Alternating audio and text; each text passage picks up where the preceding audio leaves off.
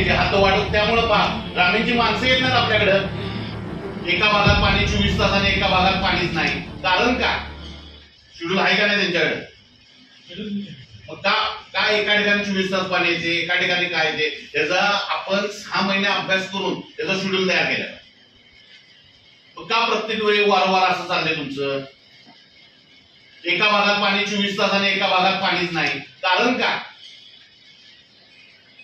पण आपण शिंगणापूर नागदेवाडीसाठी 4 कोटी रुपये खर्च करत नाही महापालिकेचं। या जुन्या मोटरी थेट पाईपलाईनला तुम्ही आता ह्या आणल्या, त्या मोटरी खालतीच सारखं मोटरींना त्रास व्हायला, मोटरी जळाल्या, काय जळाल्या, कारण काय? वॉरंटी पिरियड आहे का नाही आपल्याकडे? पण थेट पाईपलाईनला मेंटेनन्स करण्यासाठी 5 वर्षाचा आपली लायबिलिटी पिरियड कोणी द्यायचे होते पैसे? महापालिकेने द्यायचे होते का राज्य शासनाने द्यायचे होते? त्या योजनेत स्कीम मध्ये त्याची प्रोव्हिजन दिले, तिचं उत्तर द्या। स्कीम मध्ये प्रोव्हिजन असताना महापालिकेच्याकडनं पैसे त्याला जात नाहीत, पण तो मेंटेनन्स करत नाही, काय येते पेपरला? बदनामी आहे ना कोल्हापूर महापालिकेचे हात वाढत, त्यामुळे ग्रामीणची माणसं येत नाहीत आपल्याकडे। कुणाची प्रोव्हिजन आहे? राज्य शासनाची प्रोव्हिजन आहे, ठोक द्या राज्य शासनाने पैसे दिले नाहीत म्हणून।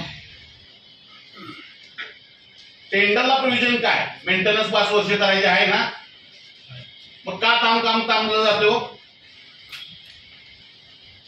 पण ज्यावेळी एकदा नाही, दोनदा नाही, तीनदा नाही, 4दा नाही, पावसाळ्यात झाडं कटिंग झाल्यानंतर त्या आपल्या ओव्हरलाईन एमएससीबीच्या जात्यात, 2दा तुटली लाईन, 3दा अंडरग्राऊंड साठी का आपण प्रोसेस करत नाही आहे?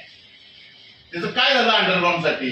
अतिरिक्त बजेट आपण 400 कोटीवरून 800 कोटीवर गेलं, अंडरग्राऊंडला अशी काय परिस्थिती होती?